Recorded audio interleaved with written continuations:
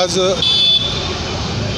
69वा महापरिनिर्वाण दिन सर्व आलेली बौद्ध उपासक उपासिका यांच्या संबंध जगामध्ये बाबासाहेबांना आज होत आहे।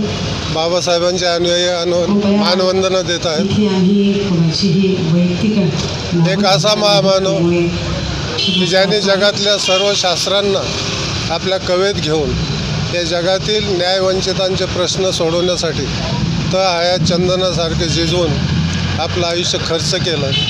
त्या महामानवाला आज संबंध जगामध्ये मानवंदना देण्यात येत आहे। या ठिकाणी खेदानं नमूद करावं असं वाटतं की संबंध जग आज बाबासाहेबांना त्यांच्या विचारांना स्वीकारित आहे, वंदनीय मानित आहे। ज्या ज्या ठिकाणी अन्याय शोषित आहे त्या ठिकाणी जिथं जिथं अन्याय अत्याचार होतो अशा जगातल्या सर्व कानाकोपऱ्यामध्ये बाबासाहेब आज त्यांचे विचार शस्त्र म्हणून त्या ठिकाणी लढा देत आहेत। परंतु बाबासाहेबांची कर्मभूमी जन्मभूमी असलेल्या या भारत देशामध्ये आजही बाबासाहेबांचे विचार पूर्ण अर्थानं सर्व भारत देश समजून घ्यायला कमी पडलेला आहे। त्याचबरोबर बाबासाहेबांची देखील अनुयायांची एक नैतिक जबाबदारी या निमित्तानं आजच्या दिवशी येऊन ठेपते की बाबासाहेबांचे राहिलेले जे काही अर्धवट स्वप्न आहेत ते स्वप्न आजही खऱ्या अर्थाने आपण पुरे करू शकलो नाही।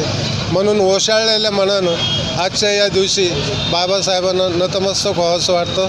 अपेक्षा करतो की बाबासाहेब माझ्यासह सर्व अनुयायांना क्षमा करतील आणि ऊर्जा देतील की त्यांचे स्वप्न त्यांचे विचार पूर्णत्वास या देशामध्ये नेण्यासाठी आम्ही सर्व कटिबद्ध होऊन संकल्पित होऊन कार्य करूया।